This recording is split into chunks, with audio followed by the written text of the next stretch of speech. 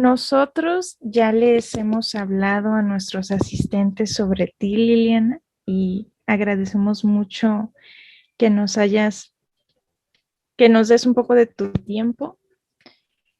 Vamos a aprender mucho de ti, estoy segura, pero bueno, las formalidades son las formalidades y me voy a permitir dar lectura a una breve semblanza. Bueno, Liliana Bloom es escritora, originaria de Durango, estudió literatura comparada en la Universidad de Kansas y tiene una maestría en educación con especialidad en humanidades por el ITSM. Ha publicado los libros Todas hemos perdido algo bajo el sello de Tusquets el año pasado, en 2020, que reúnen los libros de cuento No me pases de largo, el libro perdido de Heinrich Bolt, así como la novela breve Residuos de espanto. Es autora también de las novelas Pandora y El monstruo pentápodo, bajo el sello de Tusquets, y recientemente Cara de liebre, por la editorial Seix Barral. Además de los libros de cuentos Tristeza de los cítricos, por Páginas de espuma, Yo sé cuándo expira la leche, por Limac Durango, El curso de Eva y otras historias, por Hots Publications, Vidas de catálogo, por el Fondo Editorial Tierra Adentro, y En qué se nos fue la mañana, por el ITCA. Además, sus cuentos han sido antologados en El crimen como una de las bellas artes, Atrapadas en la madre y El espejo de Beatriz. Y además de Óyeme con los ojos, de Sor Juana al siglo XXI. Ha sido galardonada con los concursos, por ejemplo, el primer concurso de literatura de la revista Literal, mención honorífica por el Premio Nacional de Novela Breve Amado Nervo, y en 2006 ganó el Premio Nacional de Cuento Beatriz Espejo. El día de hoy nos va a hacer el honor de escuchar un conversatorio en torno a la narrativa y la sororidad. Y pues te cedo la palabra, Liliana. Muchas gracias por estar este día con nosotros. Ya, bueno, gracias, Diana. Y hola a todos los que están aquí conectados. Pues bueno, hagamos esto una plática informal, amigable, sobre escribir y sororidad. Y bueno, tenemos también aquí varios caballeros, ¿no? Bueno, dos, estoy viendo. Pero al final de cuentas es lo mismo, ¿no? Y todo tiene, o sea, la parte de escribir tiene mucho que ver con leer, porque finalmente, antes que escritora, yo soy lectora y yo empecé siendo lectora. Entonces, digamos, uno trata de hacer al escribir lo que uno recibe al leer, ¿no? Las cosas. Entonces se vuelve una cosa codependiente, una cosa de la otra. Y pues bueno, les voy a platicar un poquito de mis inicios en este mundo, y también después como la parte, pues uno escribe y manda sus libros hacia allá, y en algún momento de la vida empieza a tener como retroalimentación, que esa es como la mejor parte de la carrera, y a veces tarda años y años en llegar, pero es una de las cosas más satisfactorias, precisamente porque uno encuentra como esta hermandad, sororidad entre el lector y uno escritor, ¿no? Pues bueno, y un poco como terapia. Justo hace rato platicaba con un amigo que cree mucho en la terapia, y yo le digo, yo jamás he ido, pero yo escribo, ¿no? Entonces, los libros han sido para mí, bueno, además la terapia es muy cara, ¿no? Ese es otro, ese es otro punto. Entonces, por ejemplo, yo de niña fui una persona muy introvertida, tímida. Si ahorita puedo hablar así en público, es así, un milagro de la vida, porque en realidad era de las niñas que no hablaba, y mi papá se cambió de ciudad muchas veces. Entonces 2 o 3 años en una ciudad, apenas hacía una amiga y ya nos estábamos mudando. Entonces, pues ese vacío o esa soledad, quizás llamémosle, la empecé a llenar en los libros que veía, y además era una época en la que no había como hoy, como esta gran gama de de opciones para niños y jóvenes con textos especialmente dirigidos a ellos, ¿no? Pues en mi época uno leía lo que había ahí en los libreros de los papás y a veces eran cosas buenas, a veces no tanto. Entonces, pues yo leía de todo y también hacía mis historias, ¿no? Y creo que esos fueron mis orígenes de las historias y ahorita que lo analizo, es como mi manera de entender al mundo a través de las historias, ¿no? Incluso la música para mí no tiene sentido si no hay una historia detrás de, o en la letra. Entonces, por ejemplo, empezaba yo con mis peluches, nunca fui de muñecas y hacía estas como historias de Remy, bueno, ustedes seguramente no saben quién es Remy, así bien dramáticas, ¿no? Que duraban días y quedaban como en stand-by y al día siguiente continuaba. Y era pues esta forma de no estar sola y de tener compañía y pues todo sucedía acá, ¿no? Y desde luego, pues uno de niño quiere hacer muchas cosas. Yo jamás quise ser escritora de niña, eh, pero llegó un momento en la carrera, no en la carrera, perdón, en la prepa, que una maestra de redacción así muy autoritaria, y ahora se lo agradezco mucho, nos dijo, pues van a escribir o un cuento o un poema y van a entrar a un concurso que se organizó ahí en la prepa, ¿no? Y fue la primera vez que escribí un cuento. Gané tercer lugar y hubo una noche literaria con velitas y leímos los trabajos ganadores. Y seguramente el cuento era bastante, bastante malo, pero fue ahí cuando yo dije, ay, yo quiero escribir. Después de de haber estado haciendo durante años como historias con peluches en mi cabeza.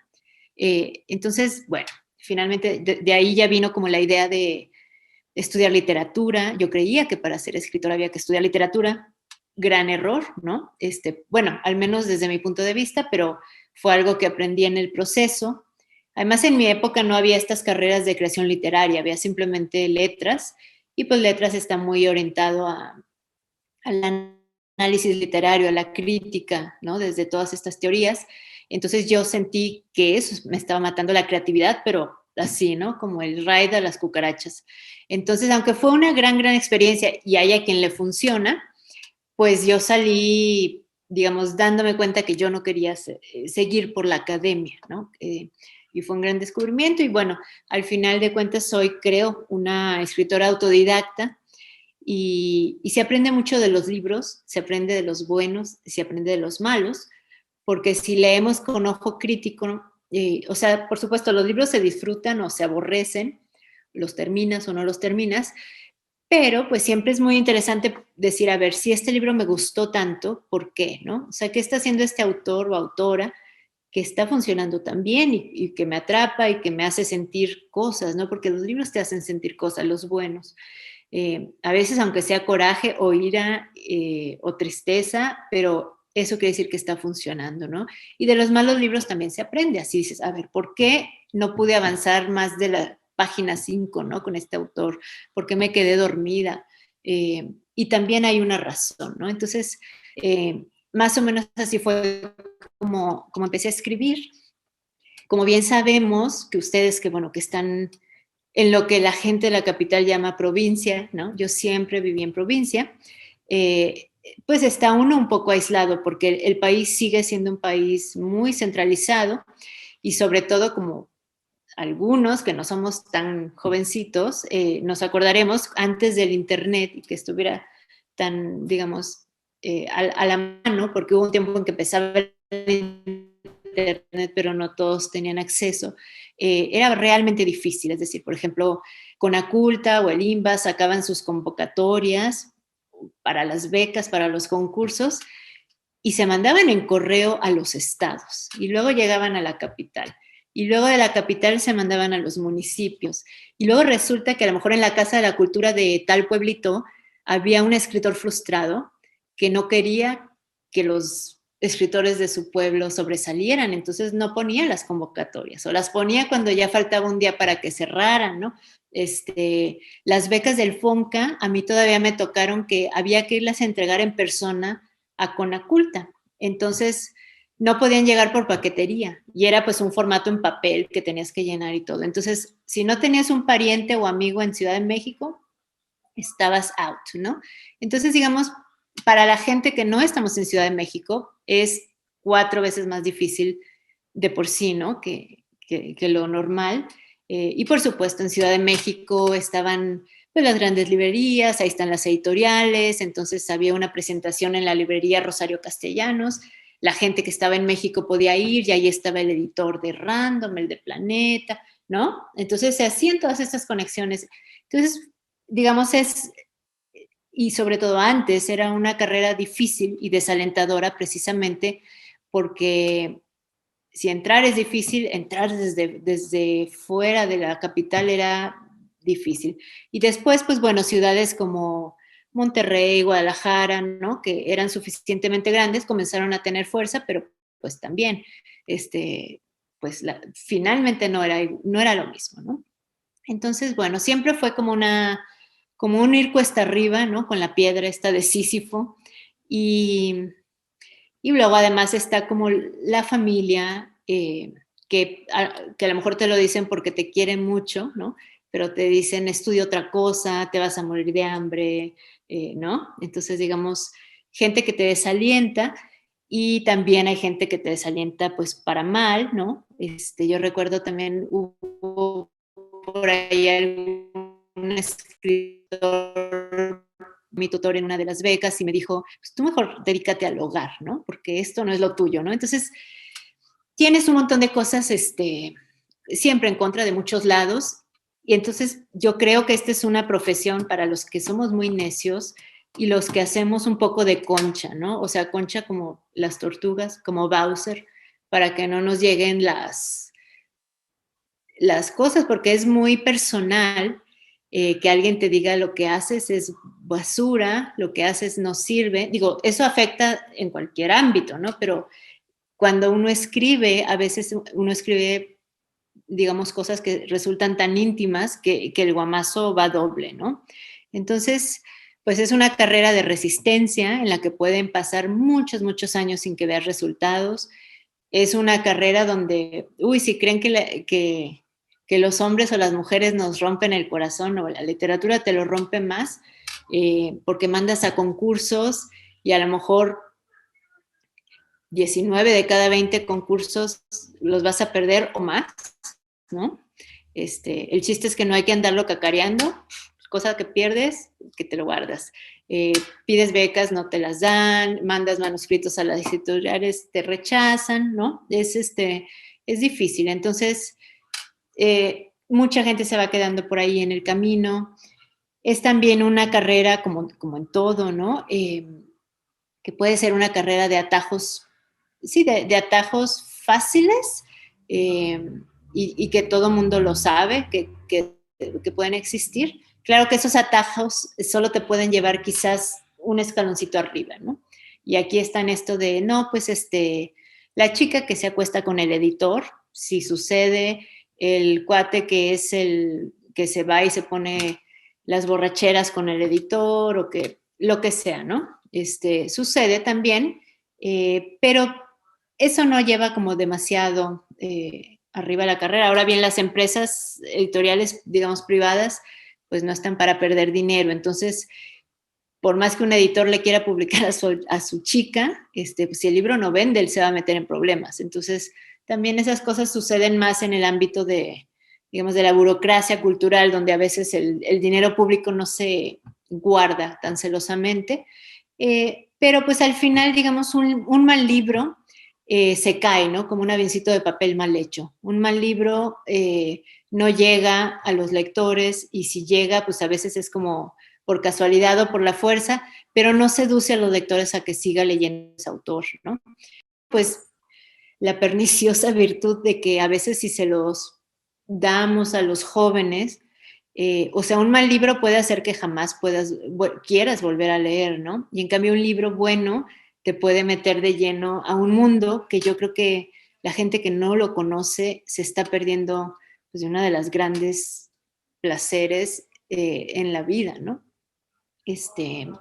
Entonces, bueno, pues mi carrera fue un poco así, a trancas y barrancas, y además es un país donde la novela se valora mucho más que el cuento. Dicen las editoriales que las novelas venden más, entonces pues ellos quieren apostar más por la novela. Entonces, usualmente los cuentistas tienen menos salidas, o al menos salidas remuneradas, ¿no? Entonces, por ejemplo, mi primer libro de cuentos fue una cosita chiquitita que salió en una editorial independiente de Tampico, que se llamaba Voces de Barlovento, que ya desapareció, y por supuesto ediciones chicas, ediciones que no pueden entrar a las librerías, entonces que su circulación es muy pequeña, ¿no? Después publiqué un librito de cuentos en el Instituto Tamaulipeco para la Cultura y las Artes. Esos son grandes apoyos para, digamos, para los escritores que van empezando, ¿no? Los institutos de cultura municipales o estatales, porque si bien no te pagan y si bien tienen la mayoría de las veces poca distribución, finalmente es un librito que ya está allí y que quizás a la hora de ir a pedir una beca o si de repente te toca ir a un encuentro de escritores a otra región, los autores intercambian sus libros. Entonces es una manera como de salir un poquito ya de, digamos, de nuestro corralito, ¿no? Donde a veces nos mantiene, pues, las circunstancias en las que estamos viviendo, y las culturales y demás. Mi siguiente libro fue un libro de cuentos que salió en este programa que era tan maravilloso, lamentablemente ahorita creo que ya no lo es tanto, el de Tierra Adentro, que era bien importante, es decir, todos los autores de Salinas de Gortari hacia acá, porque él fue el que lo instituyó, queríamos publicar en Tierra Adentro, los jóvenes creadores, que son de 35 para abajo, porque Tierra Adentro tenía, además de los concursos y además de la revista, que antes era en papel, y estaba en todas las revistas Educal, estaba en los Sanborns, era bien barata, entonces uno podía desde su pueblito en provincia mandar a Tierra Adentro tu cuento, tu poema, tu ensayo, tu fotografía, tu pintura, y te había una salida, o sea, si te lo aceptaban, salía publicado allí, ¿no? Entonces, de repente, aunque vivieras en Tapias, en Durango, tu texto estaba ya en Tierra Adentro, ¿no?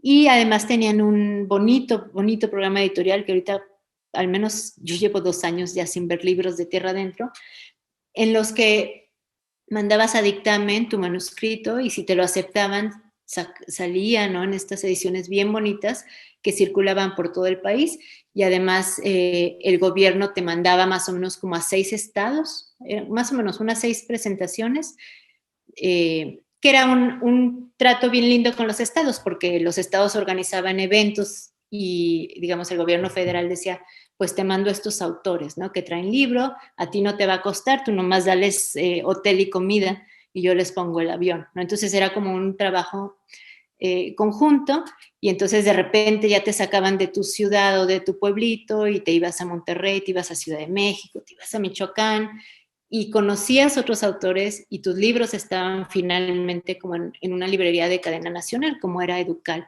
Entonces era bien, bien importante tratar de estar allí, ¿no? Y hay muchos autores, si ustedes ven la lista del catálogo, pues ahí verán a Alberto Chimal.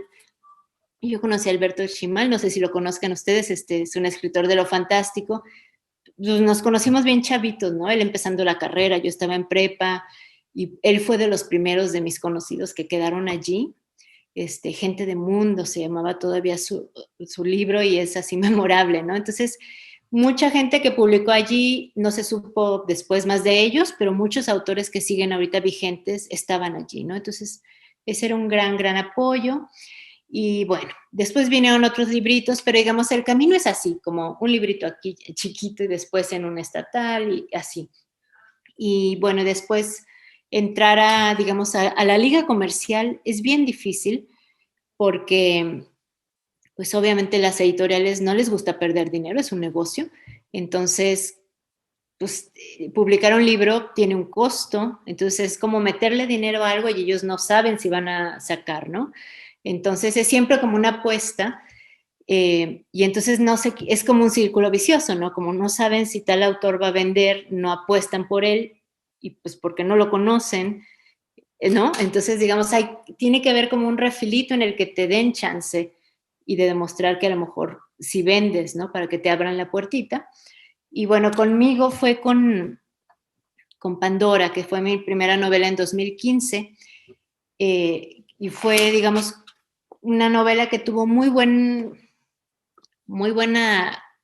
suerte para mí, muy mala para la editora, porque poquito después de editar esto la corrieron, pero bueno, no tuvo que ver una cosa con la otra, pero digamos, fue una novela, sí, pero tengo mala suerte con los editores, se van después de mi libro, pero fue, digamos, una editora que estaba apostando mucho por literatura escrita por mujeres y quizás eso me benefició.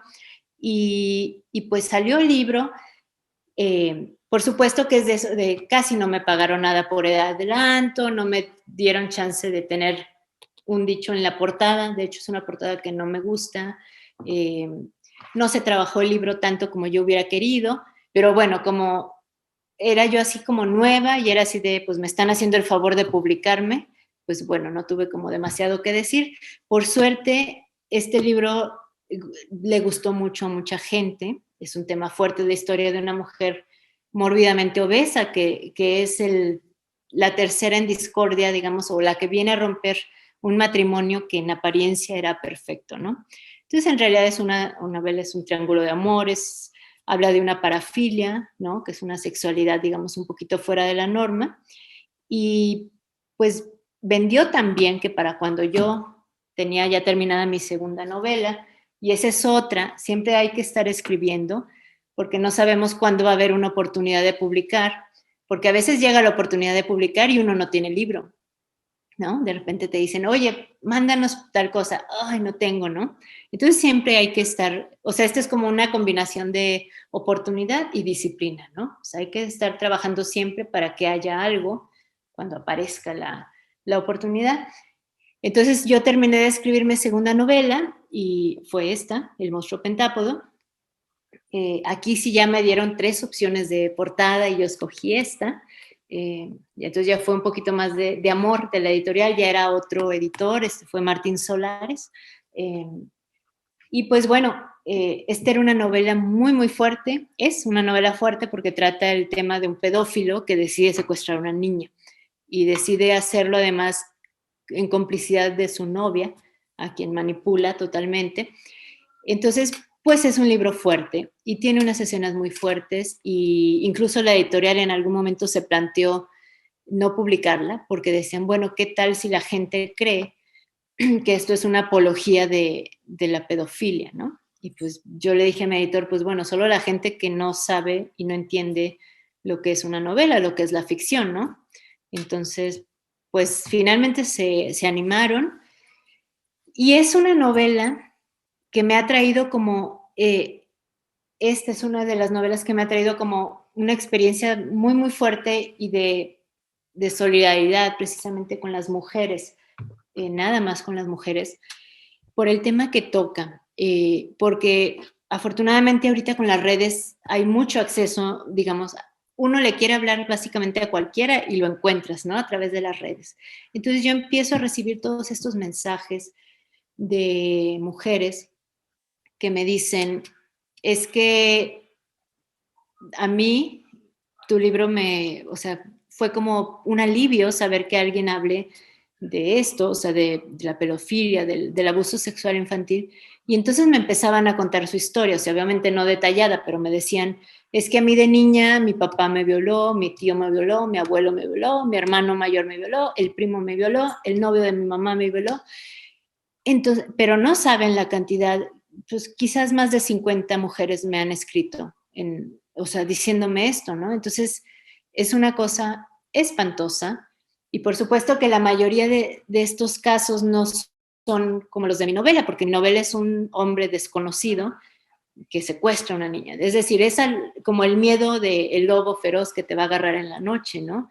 Pero en los casos que me contaban estas mujeres, es gente que está en la familia, son abusadores con los que las víctimas tienen que convivir a veces durante años, eh, y después además que la familia no les cree, ¿no? Porque es más fácil no creer, porque en el momento que tú aceptas que tu marido, tu novio, tu sobrino, lo que sea, está violando a tu niña, tienes que hacer algo.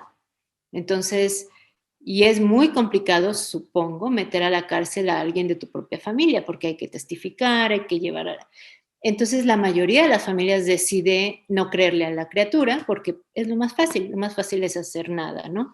Entonces, pero lo que me dicen todas estas lectoras es que no sabes, llevo 30 años sin poder contarlo, sin que nadie me crea y comiéndome esto, ¿no? Y la cosa es que un abuso sexual infantil te desgracia la vida, ¿no? Y te la desgracia el triple si además nadie te cree y si además no te sacan de ese ambiente donde te están haciendo daño, ¿no? Que es el caso de la mayoría.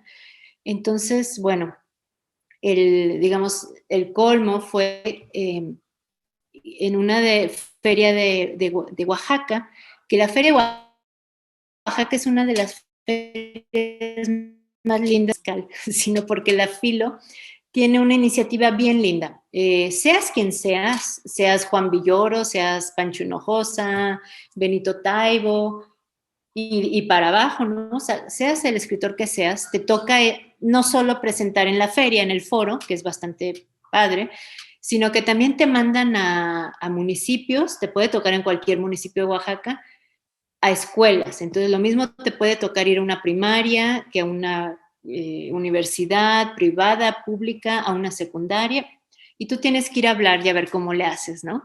Entonces, es una experiencia bien linda. A mí una vez me tocó en una universidad, pero también me tocó en una escuela secundaria pública, de estas escuelas que son como de excelencia, ¿no? O sea, que son de la SEP, pero que son así, que aplican 500 niños y nomás entran 100 y que son de un nivel súper alto, ¿no? Entonces, me tocó hablar con los chiquitos de primero de secundaria, que pues sabemos que son entre 12 y 13, ¿no? Más o menos. Y eran un montón, porque hablé con todos los grupos, entonces eran como 400, así estaban en todas las gradas, y nos echamos como una plática de 3 horas. Obviamente los niños no leyeron mis libros, pero hablamos un poco de los temas de mis libros.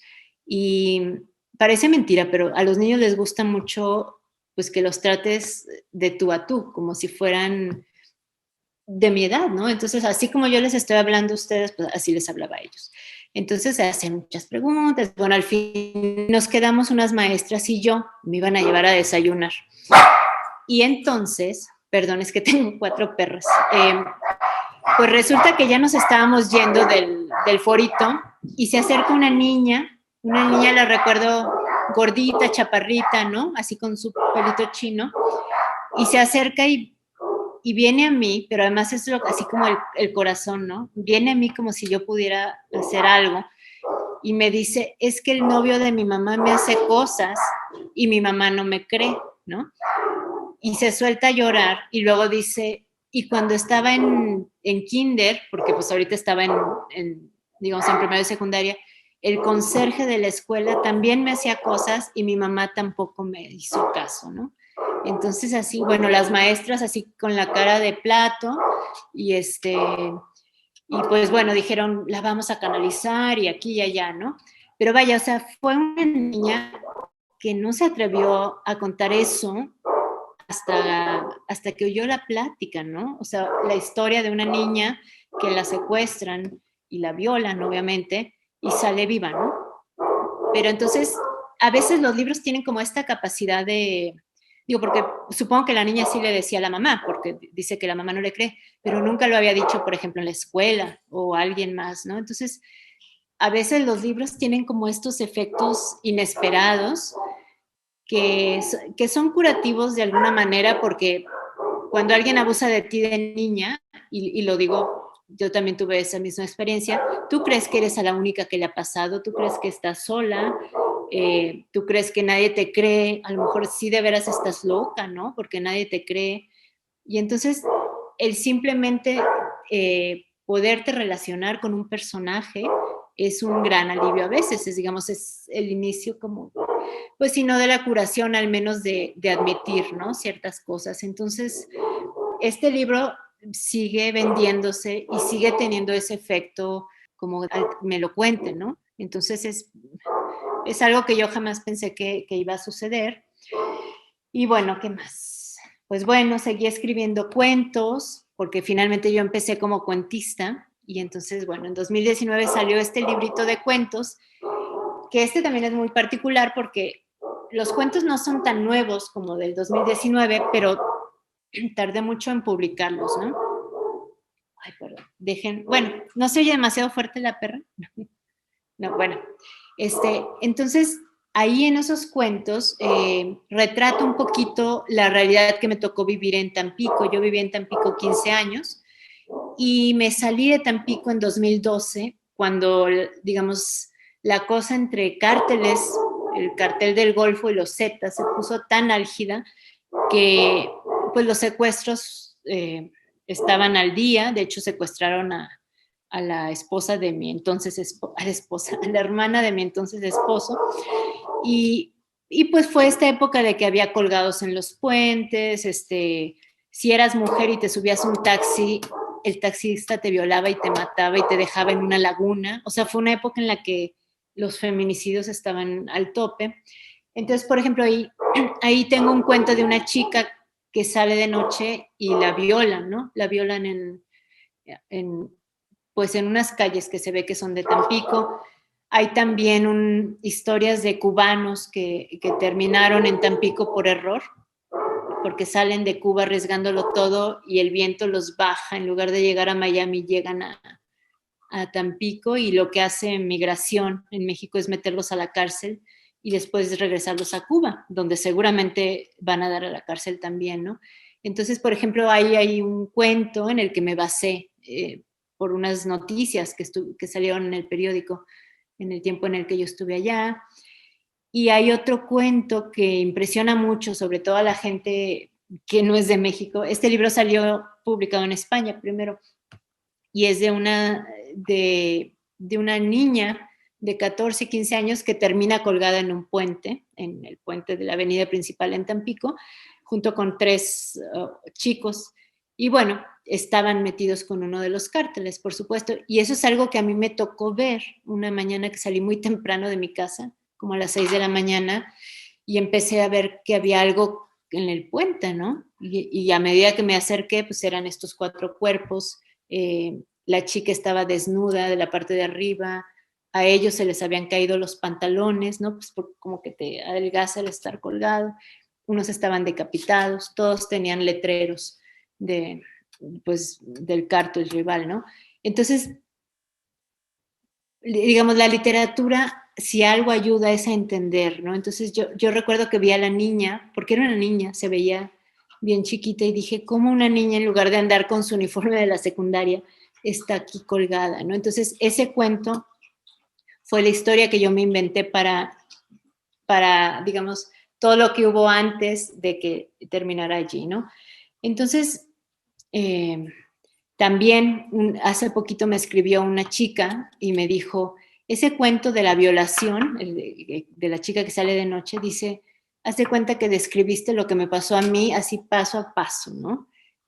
Por supuesto que lo mío fue una ficción total, pero es bien curioso que a veces uno cree que está inventando las peores historias y en realidad está retratando lo que ya le pasó a alguien, o algo mucho más leve. Yo recuerdo también que un año después de que salió El monstruo pentápodo, que lo que es muy impresionante en El monstruo es que la novia del pedófilo por algún tiempo, digamos, ya sabe lo que está sucediendo y no hace nada, es decir, es cómplice.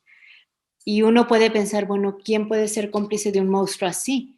Y pues un año después de que salió la novela fue que agarraron a esta pareja, no sé si se acuerdan, los de Ecatepec, el monstruo de Ecatepec, que los agarraron con una carriolita cargada de huesos, y resulta que habían matado no sé cuántas mujeres y niños ahí en su casa, donde además vivían sus propios hijos, y vendían los santeros, y creo que también se llegaron a comer parte de la carne de las chicas. O sea, una cosa que ni la imaginación más vivaz y enferma puede llegar a pensar, ¿no? Entonces, eso es lo que tiene la literatura, a veces se queda bastante corta. Este libro salió en 2020, a principios de 2020, pero en realidad son 3 libritos que son más antiguos y que ya no se conseguían, que se llama Todas hemos perdido algo, y incluye 3 libros. que se llama El libro perdido de Heinrich Böll, No me pases de largo y Residuos de espanto, que es una novela breve. Y ese es un libro también muy querido para mí y que causa también como unos comentarios bien lindos nuevamente entre las mujeres. Nunca me ha escrito un lector para sentirse comunicado. Y este libro, finalmente, los 3 libros que incluye tratan de la pérdida, ¿no? Siempre estamos perdiendo algo, amigos, amores, juventud, todo, ¿no? Y hay cosas que no se pueden recuperar. Entonces, de alguna manera, este libro conecta también muy, muy fuerte. Y entonces, yo lo que he encontrado a través de los libros es como este diálogo con, digamos, con amigos que yo siento como amigos a mis lectores o a mis lectoras, que están en parte, ¿no? O sea, y es una cosa bien, bien extraña y a veces a lo mejor más cercanos a los amigos que sí están a la vuelta de la esquina. Y bueno, y uno nunca sabe lo que va a traer un libro. A finales del año pasado salió Cara de Liebre, que es mi último libro, que aquí ya me hicieron una portada fabulosa, ¿no? Estoy así yo enamorada de esta portada porque es una de esas portadas que cuando lees el libro entiendes, ¿no? La portada. Entonces pusieron un artista que leyera el libro y diseñara la portada y eso está así genial. Y esta es una novela bien curiosa porque es una novela que causa mucho escozor en algunos hombres, no en todos, pero en algunos, y en cambio en las mujeres causa una reacción que quizás es como no admisible o no políticamente correcta, pero la causa, ¿no? Y entonces lo que yo siempre digo es, habría que ver por qué las mujeres nos sentimos así con esta novela y por qué los hombres se ponen como así, un poco ariscos. Y no me refiero a lectores, me refiero más bien a hombres que me han entrevistado para la promoción de esta novela. Y bueno, la novela es una novela muy, muy arriesgada. Yo, de hecho, no pensé que me la fueran a publicar porque, bueno, trae unas escenas con temas muy, muy fuertes, pero fuertes, que yo, o sea, digamos, yo dije, me la van a rechazar, pero no fue así. Pero además de esas partes como tan fuertes, es una novela con la que me arriesgué mucho y además me atreví como a jugar con las cosas. Es decir, en este país, las mujeres sabemos, mujeres de cualquier edad, que en el momento en que salimos a la calle hay la posibilidad de que no vayamos a volver, ¿no? Es decir, 12 mujeres son asesinadas al día, otras tantas desaparecen, o sea, que no califican como asesinadas porque no aparecen los cuerpos, y a veces van de la casa a su oficina o a la escuela, o ni siquiera es que anden de fiesta en la noche para que desaparezcan, ¿no? Muchas mujeres desaparecen en la mañana yendo a sus trabajos, yendo a sus escuelas. Por supuesto que las mujeres sabemos que si vamos en la noche a un antro solas y tomamos y saliendo tomamos un taxi o nos vamos con un tipo o nos vamos caminando en nuestra casa, es muy probable que nos violen y nos maten. O sea, es así como ¿no? Andemos como andemos vestidas. Entonces, esto es algo con lo que las mujeres aprendemos a vivir en México y es nuestra norma, ¿no? Entonces, seguramente ustedes, chicas jovencitas, tienen mamás que cada vez que salen les están diciendo o no salgas o no llegues esta noche, ¿no? Yo tengo una hija que tiene 17 años, las mujeres grandes tampoco estamos exentas de que nos pase algo, ¿no? Entonces, digamos, esta es nuestra realidad. Pero los hombres, es decir, fíjense, recuerdo, presenté este libro en la FIL Guadalajara y, bueno, en un salón estaba lleno de gente y la gran mayoría eran mujeres. Y entonces les dije, ¿quién de aquí, o sea, levante la mano, a quién pues la han toqueteado cuando sale a la calle, le han gritado obscenidades, la han seguido o algo peor, ¿no? O sea, todas las mujeres levantaron la mano, desde niñitas de 9, 10 que estaban allí, hasta señoras mayores, ¿no? Todas, sin falta. Y entonces, lo que yo les decía, pues aludiendo al cuento de la violación, les decía, es que no hay forma de que un hombre entienda lo que siente una mujer cuando vas caminando por la calle y de repente volteas y pues como que no hay nadie más y de repente viene un hombre atrás y empieza como a caminar más rápido y tú te cambias de acera y él se cambia de acera y es así como, puta, ¿no? O sea, te estremeces porque tú sabes que el tipo ni te va a pedir la hora, ni siquiera es que vaya por tu bolsa para robarte. O sea, lo que uno piensa es que me va a violar y me va a matar, ¿no? Y la gran mayoría de las veces puede suceder. Entonces, ese miedo de que un hombre te siga, los hombres no lo pueden entender, ¿no? Entonces, por eso estos comentarios a veces como tan obscenos me parecen a mí, o sea, por ejemplo, en lo de la marcha, ¿no? Que hubo hace unos días y todo esto de, es que no son formas, es que no hay manera, a veces creo, de entendimiento cuando no has sentido lo que siente la otra persona, ¿no? Y que absolutamente no sucede nada, o sea, matan a 12 mujeres y podrían ser 20, 50, 100 o 1000 y el gobierno no hace nada, o sea, y a todos nos parece normal, ¿no? Incluso así, ay, pues ¿para qué salió tan noche? ¿Para qué iba sola? ¿Para qué iba vestida así? Cuando te pueden violar aunque vayas vestida de monja, garantía.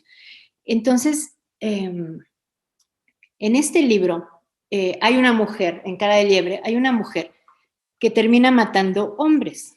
No los termina matando en un afán de venganza. Digamos, si leen la novela, van a entender que esta mujer en realidad mata la primera vez por error, por desesperación de que no la abandonen, ¿no?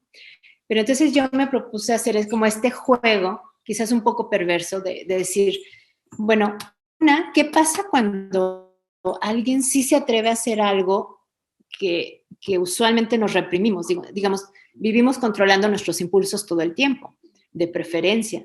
Es decir, a veces decimos, quiero matar a esta persona y por supuesto que no la matamos.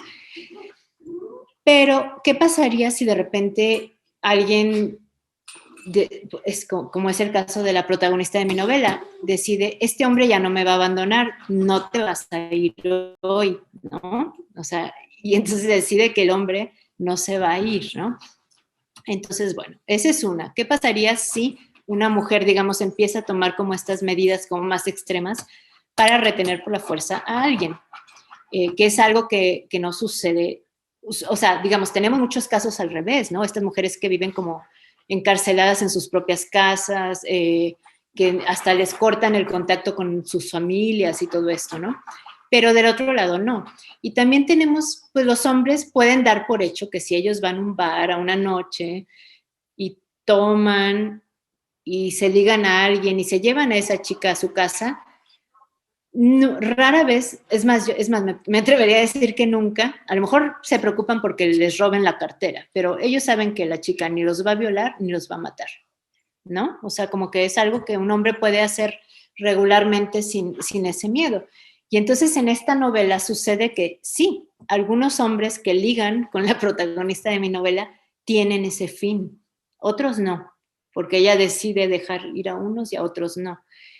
Entonces, pues bueno, en un mundo donde estamos perfectamente cómodos con la idea de que las mujeres seamos las violadas y asesinadas, ¿no? O sea, donde está bien. En el cine, en la literatura también, ¿no? Si vemos esta literatura escrita mayoritariamente, o sea, ahorita hay muchas más mujeres escribiendo, pero usualmente en los libros las mujeres o somos un adorno o somos nada más un objeto para tener sexo, o somos el detonador para que el protagonista masculino haga algo, pero usualmente somos la víctima, ¿no? Entonces, ¿qué pasa cuando están estos papeles invertidos, no? Entonces, resulta que muchas, pero muchas de las mujeres que han leído esta novela me dicen, yo sé que no está bien que me alegre lo que les ha pasado a estos hombres, ¿no? Pero yo estaba todo el tiempo del lado de Irlanda, se llama la protagonista, y quería,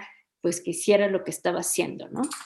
Y entonces, pero además, como se sentían mal. Yo lo que les digo es, creo que esto es un resultado de vivir en la sociedad en la que vivimos, donde, digamos, las muertes de las mujeres quedan siempre impunes, donde a la víctima además se le culpa de lo que le pasó. Entonces creo que el experimentar una catarsis a través de la literatura es simplemente natural, ¿no? En este libro hay un poquito de la justicia que las mujeres nunca vemos, ¿no? O sea, y todas las mamás de las miles, creo que en este sexenio, en este año van como casi 4,000 mujeres asesinadas. O sea, las mamás o las hijas o los parientes de estas mujeres muertas no van a tener esa justicia, ¿no?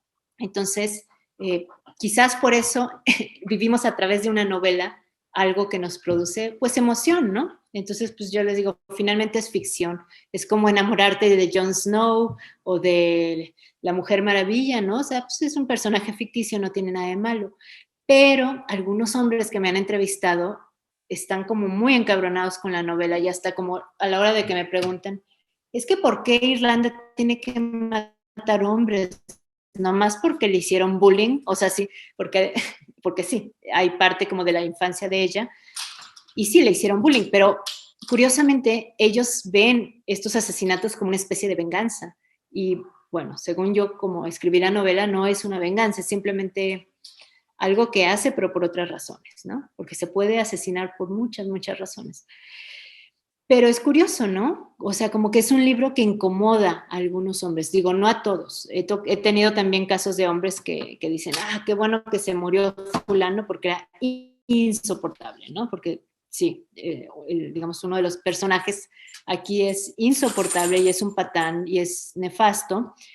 Y también muchas mujeres me dicen, es que yo conocí uno justo igual a él, parece que estás hablando de fulano. Y pues sí, finalmente el personaje masculino que vemos aquí es un hombre que es como la conjunción de todas las cosas que están mal con los hombres que como sociedad hemos creado, ¿no? En México, es decir, estos hombres totalmente irresponsables de sus actos, ¿no? O sea, que pueden tener hijos regados por ahí, que viven con sus padres, o que son solapados por sus padres. No sé si se acuerdan de un caso, y creo que fue el año pasado, pero no hace tantos meses, no, fue en Coahuila o en algún lugar de Coahuila, de una chica maestra que la asesinó el novio y que los familiares, o sea, los papás del tipo que la asesinó, lo ayudaron a salir del país, ¿no? Entonces, es decir, tenemos una sociedad donde unos papás que saben que su hijo es un asesino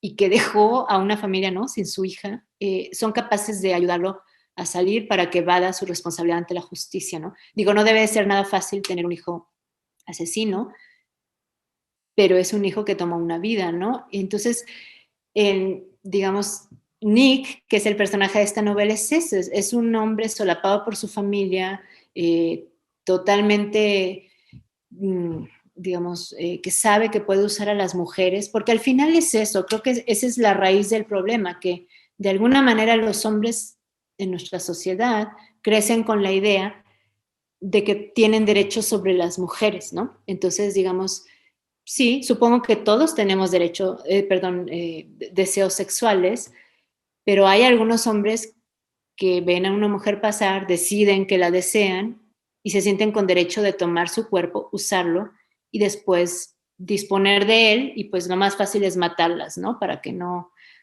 les reclamen, para que no se vayan a meter en problema. Entonces, esos hombres que matan 12 mujeres al día, nos gustaría pensar que son unos monstruos que a lo mejor viven en la montaña, en una cueva y están así agazapados. No, son hombres que viven entre nosotros, que van quizás a nuestra misma oficina, que a lo mejor pueden ser los que viven en nuestra casa. O sea, es decir, cada vez que un hombre mata, bueno, 12 hombres matan al día una mujer en México, esos hombres llegan a su casa a cenar, llegan a bañarse, a lo mejor no viven solos, ¿no? Están casados, viven con los papás, no lo sé.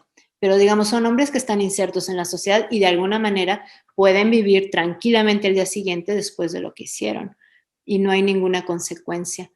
Entonces, pues es una novela que cuestiona un poco las cosas, por supuesto que no generalizo, supongo que habrá mujeres por ahí que asesinan hombres, pero la mayoría de los asesinatos en el país los cometen los hombres, la mayoría de los robos en el país los cometen los hombres. Entonces, habríamos que pensar un poquito por allá y bueno, creo que en ese sentido, hablando también con lectoras, que de repente como que se enganchan mucho con estas historias y lo que comentan a veces es, pues es que no me reconocía yo antes en los libros que leía. Y creo que ese es un fenómeno muy interesante que está ahorita. Y afortunadamente la industria editorial está muy abierta ahorita a las escritoras con sus nuevas historias. Que al final la literatura honesta es la más bonita porque, por ejemplo, hace poquito leí un libro de un escritor norteamericano, Philip Roth, ¿no? Que además es una novela escrita como en los 60s. Entonces, bueno, es una novela que ahorita podría resultar súper machista, ¿no? Que se llama El lamento de Portnoy. Eh, pero es cautivante porque precisamente me está mostrando cómo pensaba y cómo actuaba un hombre, bueno, norteamericano de los años 60, con todo lo que había en la cultura en ese tiempo, ¿no? Y hay unas cosas terribles y que uno como mujer no te imaginas que los hombres vivan así, o sea, lo puedes sospechar, pero digamos, aquí está como un hombre que te está hablando de todas las veces que se masturbaba cuando estaba en su casa y cómo le andaba oyendo a la mamá y cómo engañaba a una chica para salir con otra, pero además lo cuenta pues como desde, se lo está contando a su psicoanalista, entonces lo cuenta como sin ningún filtro y eso es lo lindo, o sea, yo jamás voy a estar en contra de la censura y yo por eso leo literatura, para ver como otras formas de pensar y de ver el mundo distintas a las mías, porque las mías ya las conozco. Pero lo que pasaba antes es que las mujeres no nos podíamos ver en estos libros o en estos libros donde éramos nada más la femme fatal o la mujer a conquistar, pero no había como mucho más, ¿no? O a lo mejor soy una ama de casa y las amas de casa nunca salen en la literatura porque qué aburrido, ¿no? Entonces de repente hay esta generación de escritoras que pues podemos pensar en, y que es en Latinoamérica, ¿no? Mariana Enríquez en Argentina, Mónica Ojeda de Ecuador, María Fernanda Ampuero, en México, Fernanda Melchor, muchas escritoras que están así como con todo, con temas muy fuertes, pero también con una visión única, ¿no? Y entonces hay como este boom, a los colegas escritores no les cae como muy bien, no a todos, como de repente como que a veces dicen, es que las mujeres no deben de escribir estos temas, ¿no? Pero es más bien como que estos eran mis temas y ahora se están metiendo las mujeres, pero creo que hay como ahorita hay un boom de escritoras y también de lectoras, o sea, los grupos de lectura, yo trabajo mucho con grupos de lectura y es genial, ¿no? Como esta iniciativa de reunirse a leer el mismo libro y los grupos de lectura son o 100% de mujeres o a lo mejor 80% mujeres y 20% hombres. O sea, las mujeres están leyendo muchísimo. Por ahí alguna vez me dijo Benito Taibo, las mayores compradores de libros en este país son las mujeres, ¿no? Y eso es algo muy interesante. De libros de literatura, ya cuando se trata de autoayuda, de política, de economía, lo que sea, ya no. Pero en literatura las mujeres son las que están comprando más y quizás es porque por primera vez están como encontrando un lugar a donde mirar, ¿no? Entonces, bueno, es una experiencia muy linda y, y como escritor uno aprende tanto de esta interacción y finalmente es lo que le termina dando sentido a uno cuando escribe, porque obviamente uno no entra a esta carrera con afán de hacerse rico, ¿no? O estaría uno muy, muy lejos del objetivo. Y hay quien entra quizás para tener fama, para salir en el periódico, lo que sea, ¿no? Para pavonearse ahí por la FIL Guadalajara. Pero yo estoy encontrando que yo escribía para esto, ¿no? Para poder tener como un diálogo y que alguien me dijera, tu cuento o tu novela me llegó y me habló, o está describiendo lo que yo viví, o a mí también me pasó esto, ¿no? Y bueno, creo que es algo que antes no se lograba por falta pues de estos medios, ¿no? Como lo que estamos haciendo ahorita, pues es algo impensado hasta hace poco, pero no sé, yo creo que a través de la literatura no va a cambiar al mundo en el sentido de, bueno, yo creo que nada va a cambiar al mundo, pero, o sea, la literatura jamás, y, bueno, cuando digo literatura me refiero a narrativa, ¿no? La novela, el cuento, no cambia conciencias en el sentido de que no nos va a decir nunca, esto es lo que está bien, esto es lo que está mal, así debes de pensar, sino que nos va a mostrar algo que vamos a leer desde quienes somos, ¿no? Yo veo así un poquito como el escritor, como un rompecabezas de dos piecitas nada más, el escritor y el lector, y a veces conectamos perfecto con un autor y a veces repelemos, ¿no?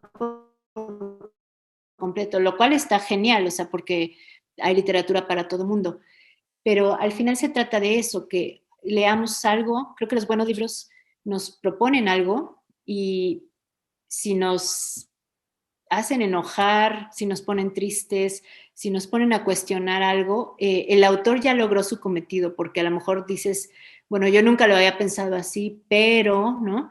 O a lo mejor reafirmamos lo que ya quería, lo que ya creíamos, pero siempre, o sea, el provocar un nuevo esquema de pensamiento creo que es lo único que puede mover al mundo de alguna manera, aunque eso nos pueda tomar mucho tiempo.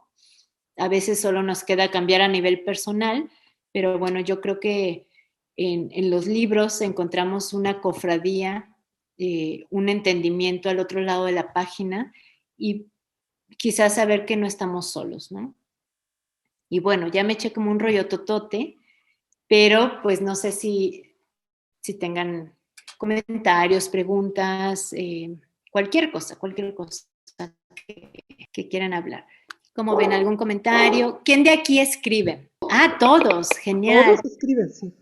Y, Todos, hasta las talleristas también. muy bien. ¿Y qué escriben? ¿Son más bien poetas o narradores o qué? Hola, hola Liliana, gracias por la plática. Sí, yo escribo también narrativa, también cuento y me sentía muy identificada cuando decías que es un género muy difícil, ¿no? Como muy despreciado, como que todo el mundo dice, ay, cuento. Entonces, pues ahí andamos en esos caminos. Sí, y siempre es la pregunta, en otros países sí se vende más, o sea, sí se vende el cuento, o no hay esta como distinción, pero en México no sé por qué, entonces a veces solo las editoriales independientes o los editoriales de los estados se animan a publicar cuento, pues precisamente porque no están esperando ganar, ¿no? O sea, como que a veces las editoriales independientes trabajan en coedición con los estados, ¿no? Entonces, digamos, recuperan sus costos. Pero ya cuando se trata de, digamos, de las editoriales comerciales, como que tienen esta reticencia y, pues no sé, a mí me encanta leer cuento también, entonces no lo entiendo, pero es un fenómeno comercial, así es que los cuentistas son casi como los poetas, que hay que hacerlo por puro amor porque no es muy redituable. Yo considero que fue muy importante lo que mencionaste sobre la nueva sororidad que se está generando alrededor de la literatura y bueno, de todo esta nueva cultura. Ay, se apagó. Gaby, se apagó tu micrófono. Y pues creo que sí es muy importante porque yo llegué a empezar a leer a una edad más avanzada. O sea, yo de chiquita era como que no me gusta leer y ya empecé a leer hasta que estaba más grande y empecé a leer cuando empezó a estar de moda toda la literatura juvenil y así, pero igual aún no se representaba tanto a la mujer en esa literatura, aún no llegaba y ya hasta que empecé a estar más grande estuve expuesta pues a muchas autoras que estaban incluso antes de esa literatura juvenil a la que yo estuve expuesta y pues sí me encontré reflejada en esos textos, igual que en tus textos me encontré reflejada y creo que son sumamente importantes pues para la sociedad en este momento, en México también. Sí, ciertamente había más autoras, por ejemplo, Rosario Castellanos para mí fue muy importante, porque en el inicio, digamos, pues uno empieza como a juntarse con los escritores jóvenes pues de su generación. Cuando yo estaba chavita, pues se hacían estos encuentros de escritores jóvenes en Monterrey, y entonces vas y conoces a la gente de tu edad y lo que está escribiendo, y a veces te sientes también fuera de lugar, porque recuerdo yo que veía pues estos amigos del norte, ¿no? Que todos estaban escribiendo el tema del narco y las drogas, y luego veías a los amigos de Ciudad de México, pues estos cuentos de urbanos, de ir en el metro y los fajes en el metro, las drogas en Tepito, ¿no? Como todos estos temas, y de repente estaba yo, ya se enloqueció una de mis perras, espero que, estaba yo que escribía como personajes femeninos, y yo recuerdo que mis compañeros decían así como, ay, esos temas de señora, ¿no? Y que a la fecha algunos escritores dicen, ay, la Bloom y sus cosas de ñora, ¿no? O sea, y eso es horrible porque la implicación es esta. Si mis personajes son femeninos y si me leen mujeres, ergo, mi literatura es de bajo nivel, ¿no? O sea, digamos que las cosas que leen las mujeres son despreciables, las cosas que escriben las mujeres son despreciables, ¿no? O sea, esa es como la cadena fea, ¿no? De pensamiento.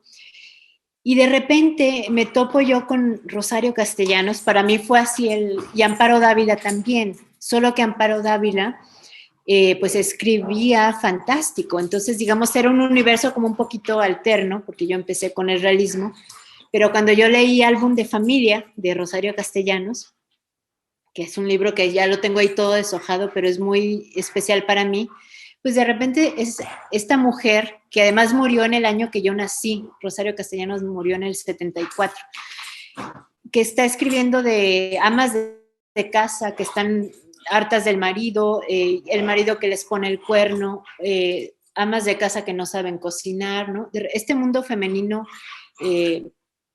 doméstico que tanta gente, digamos, denosta, pero de repente yo dije, Rosario Castellanos existe, y entonces lo que yo hago no está tan fuera de lugar, ¿no? Y bueno, y después empecé a conocer autoras, por ejemplo, en la carrera conocí a Margaret Atwood con un cuento que se llamaba Fantasías de Violación, de un libro que se llama Chicas Bailarinas, que por cierto lo presté y ya no volvió, ya no se consigue. También Margaret Atwood me abrió los ojos porque dije, o sea, fue cuando dije, yo quiero escribir así, y es válido para una mujer escribir temas de mujeres y además escribir como de manera tan poderosa, ¿no? O sea, Margaret Atwood es una de las plumas, yo creo que más fuertes del mundo en los últimos 300 años, ¿no? Pero entonces uno empieza a descubrir estos roles, ¿no? Pero digamos, si nos quedamos a veces, digo, sin decir que no son buenos escritores, pero si nos quedamos con todo este canon de escritores hombres, que además es un canon hecho por hombres a su vez, ¿no? O estos clásicos de la literatura donde las mujeres que se atreven a salirse de la norma son duramente castigadas, como Ana Karenina, ¿no? Se atreve a serle infiel al marido y al final de la novela se tiene que tirar abajo de las vías del tren, ¿no? Entonces, digamos, esta literatura donde las mujeres se nos decía cómo actuar, si no, te va a ir súper mal. Y de repente vienen estas escritoras como Rosario Castellanos que dice, está bien que estés harta de tu maternidad y que te arrepientas de haberte casado y que te encabrone que el marido te ponga el cuerno porque no está bien, ¿no? Entonces creo que es una sororidad, esta idea de sentir que no estamos solas, porque a veces las mujeres sí estamos solas en las familias, ¿no? Y a veces sabemos, todas las mujeres sabemos que simplemente el hecho de platicar nuestros problemas con una amiga es una cosa terapéutica, porque es ese mismo principio, decir, no estás sola y estás enfrente de alguien que te entiende porque también ha estado allí, ¿no? Cosa que no siempre sucede cuando entras en diálogo con alguien del sexo opuesto, porque o no ha estado en tu lugar o decide que lo que te está atribulando no es de importancia, ¿no? Estás exagerando. Es como estas cosas de que alguien te dice una peladez en la calle. Yo recuerdo cuando las primeras que me tocaron, pues era pues cuando me empecé a desarrollar, ¿no? 13 años, 12, y entonces te gritan los hombres las cosas que te quieren hacer con un lenguaje soez, y cuando yo lo he contado a hombres, me dicen, ay, pues no te pasó nada, son solo palabras, así como, date de santos que no te violó, ¿no? Pues nomás son palabras. Pero nadie sabe, más que una mujer, lo que se siente, que alguien te diga eso, y sobre todo a cierta edad, porque bueno, a esta edad pues ya aprendes a lidiar con eso. Pero todas ustedes seguramente también alguien les gritó algo terrible cuando eran muy pequeñas y es algo que es difícil de explicarle a alguien que no lo puede sentir, ¿no? Entonces, no sé. Por eso yo totalmente de acuerdo, Gaby. Es una sororidad, efectivamente. Primero, sí, qué genial poder platicar contigo y tenerte en el semillero. Y nada, y ahora que acaba de ser el Día de la Mujer, yo desde el año pasado, como que yo no, en mi vida, así personalmente, yo no, o sea, me di cuenta el año pasado, el Día de la Mujer, cuando empezó la marcha y todo, y eso, me di cuenta que yo no, estaba muy conectada con la energía de denunciar, de demandar, de hablar, de involucrarme, pero porque como que no puedo manejar esos temas en mi cabeza, o sea, ya escucho la palabra y adentro de mí es como que estoy ya abajo de una piedra 50 metros bajo la tierra, o sea, no, mi cabeza se ofusca por completo y ahora que leí, o sea, me gustó muchísimo tu forma de narrar, me encantan tus metáforas y me muero de terror, o sea, no sé cómo, o sea, no me imagino, no podría hacerlo mañana, y es así, ¿no? Como la honestidad de mí en este momento diciendo, o sea, sí, me llena de terror, no podría, no, y no sé qué tendría que pasar en mí para decir, voy a abrir un libro como, ¿cómo se llama? El del pedófilo, El monstruo pentápodo. Ajá. el monstruo pentápodo. Y nada, y cuando te escucho, o sea, cuando ya, ¿no? Teniendo a la escritora enfrente de mí, escuchando hablar de todo un universo existente al respecto en su cabeza, que además le da como la fuerza y el espacio adentro de sí para sacar contenido acerca de eso e imaginar contenidos al respecto, me queda claro que porque, o sea, porque ya, o sea, no salió de la nada, ¿no? Creciste en un contexto, pues, y viviste y tuviste ya mucho contacto con esa realidad, pero finalmente supongo que mi pregunta es o sea, cómo dejas habitar, o sea, cómo puede eso habitar en la cabeza de alguien sin que como que destruya algo, ¿no? No sé, no lo sé, porque yo estoy segura de que si leo o sea, de que si leo eso, finalizado o no, eso que leí se va a quedar en mi cabeza mucho tiempo, como constantemente, porque lo viví con la cinematografía, ¿no? Entonces, al estar lavando los platos voy a estar, y ya, y entonces no sé si puedo controlar el nivel de perturbación que me genere. ¿Me explico? ¿Tiene Sí, sentido? O sea, es sí, algo que me bueno, pasa, porque sí lo empecé a pensar y este Día de la Mujer también me lo pensé muchísimo, como por qué ni siquiera tengo la fuerza de involucrarme así porque o sea, no, me apabulla de una manera muy brutal. pues bueno, todos tenemos distintos niveles de, así como de tolerancia al dolor, también de sensibilidad y somos más, digamos, proclives a que algo nos afecte o no. Hay quien ve un pajarito morir y le afecta durante días, ¿no? O sea, hay toda una escala de sensibilidades. A mí me afectan mucho las cosas también, pero la literatura para mí ha funcionado de manera, es decir, de trabajar y de sacar las cosas que a mí me perturban, que a mí me aterran, que a mí me están haciendo daño, las saco. Entonces, a veces me dicen, ¿cómo es que después de escribir un libro así como El monstruo pentápodo puedes dormir? Le digo, efectivamente, porque ya lo escribí, ya le eché los demonios al mundo y yo ya quedo, digamos, descansada. Y no es que esté platicando mi propia historia, no me gusta la autoficción, es algo que, o sea, no lo critico, hay autores que lo hacen genial, a mí no me gusta, pero lo que yo sí hago es yo tomo todas mis experiencias de vida han dejado en mí huella, ¿no? Que pudo haber sido lágrimas, enojo, miedo, una serie de sentimientos. Y entonces son los que yo tomo y los inserto en personajes creados por mí y los meto en tramas totalmente ficticias que nada tienen que ver con lo que me pasó a mí, pero al final de cuentas es como si metiera así como las vacunas, ¿no? Una inoculación mía con mi propio virus en otro ser.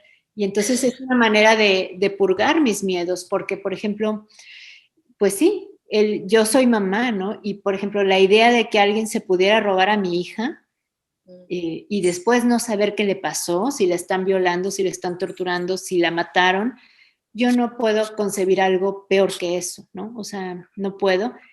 Y escribí de eso, porque la mamá de la chica, pues sale aquí también, ¿no? De Cintia. Entonces, creo que alguna vez leí con Stephen King o algo así, que el terror, que no es que yo escriba terror, pero un poco, nos ayuda como en Tampico usaban la palabra testerearnos, como probarnos, como unas pequeñas pruebas, ¿no? Es decir, me asusto poquito a través del libro, a través de la película, para que el día que me toque en la vida real esté como un poco lista o no me tome tan de sorpresa, ¿no? Porque al final el miedo más grande que tenemos es la muerte propia. Y entonces a través del arte a veces jugamos un poquito con esa muerte sin que nos pase nada. Y es como una especie de entrenamiento, ¿no? Entonces a veces leer libros duros nos prepara porque lamentablemente, bueno, si podemos nacer y morir sin que nos pase algo terrible o sin que algo terrible le pase a alguien cercano a nosotros o que nos toque presenciarlo, tenemos mucha suerte, pero lo más probable en este país es que no tengamos esa suerte, ¿no? Entonces, sí, yo entiendo. Y hay libros que no son para cualquiera, o sea, más bien, o sea, no todos los libros son para todos, porque leemos, o sea, el escritor pone la mitad y el lector pone la otra mitad, y a veces no podemos, ¿no? O sea, a veces el libro es demasiado para nosotros o nosotros le quedamos grande al libro. Entonces es una cosa, también es una relación muy personal, entonces buscamos las lecturas que necesitamos, yo creo. Gracias. De nada. ¿Puedo yo? Claro. Bueno, ya lo había formulado, espero no sea tan repetitivo. Bueno, pues parece que en la literatura diríamos de Bloom, ¿no? O sea, como autora, hay como estos dos ejes, ¿no? O sea, como lo femenino y aquel aspecto que perturba, ¿no? Aquello que da miedo, que nos hace sentir incómodos, ¿no? ¿Cuál sería la relación, ¿no? De estas dos cosas? Porque me parece interesante que justamente sea como el medio, ¿no? Para hablar de estos temas, ¿no?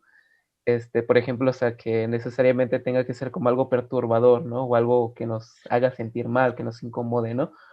O sea, ¿por qué se da esa relación, ¿no? De estos dos aspectos, ¿no? De lo perturbador y diríamos del aspecto femenino, ¿no? Y ya pues en un contexto me imagino que va a tener un poco que ver pues como en México, ¿no? Y también, bueno, en caso de que sea muy repetitivo con lo que ya comentaste, también me gustaría saber si pudiese funcionar de una manera diferente, ¿no? Como por ejemplo, que mencionabas este álbum de familia de Rosario Castellanos, pues es más realista, ¿no? Y no es, diría, perturbador, ¿no? Entonces, ¿funcionaría? ¿No funciona? ¿Qué sucede ahí, no? No sé si nos puedes platicar poquito.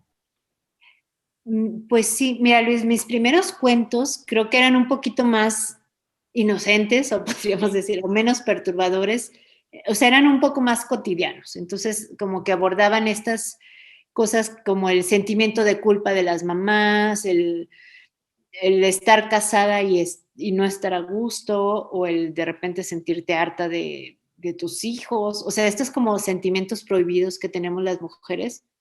O sea, bueno, y además que nos reprimimos, ¿no? Y a medida que fui avanzando, pues sí, me fui poniendo como un poco más oscura, pero fue también que me fui más, soltando un poquito más y encontrando mi propia voz y mis propias obsesiones, porque, digamos, creo que empezamos escribiendo hacia afuera. O sea, yo recuerdo que mis primeros cuentos, no sé, iba por la plaza de Tampico y pasaba por el Triángulo, que era, bueno, era una zona en el centro donde estaban las prostitutas en unos portales y cuando estás chavito, eso te llama mucho la atención. Entonces yo decía, bueno, que estas chicas, ¿cómo es su vida? ¿No? Entonces recuerdo que algunos, o el vagabundo que está en la plaza, de repente ahora que soy jurado en concursos, veo estos cuentos que son los cuentos que yo también escribía y creo que son parte de la edad, ¿no? O sea, como voy a escribir sobre el vagabundo y la prostituta y aunque son cosas que no te aluden, pues lo que están demostrando es que estás como teniendo interés por todo lo distinto a ti. Pero a medida que pasa el tiempo, creo que he estado haciendo como una introversión y también, bueno, yo siempre he tenido como un interés, no sé por qué, a lo mejor debería de tomar terapia para entenderlo, en cuanto a la naturaleza humana. O sea, a mí me intriga, me da miedo la naturaleza humana porque los humanos somos capaces de las cosas más atroces. O sea, yo no necesito ver una película de terror con fantasmas o demonios para aterrarme. A mí me dan miedo los humanos, ¿no? Y entonces, para, digamos, canalizar mis miedos o para tranquilizarme, yo busco entender. O sea, porque a veces creo que está como la idea de que si podemos entender algo, de alguna manera, o lo podemos prevenir o lo podemos controlar, o al menos alejarnos, ¿no? Entonces, siempre me he preguntado por qué hacemos las cosas que hacemos.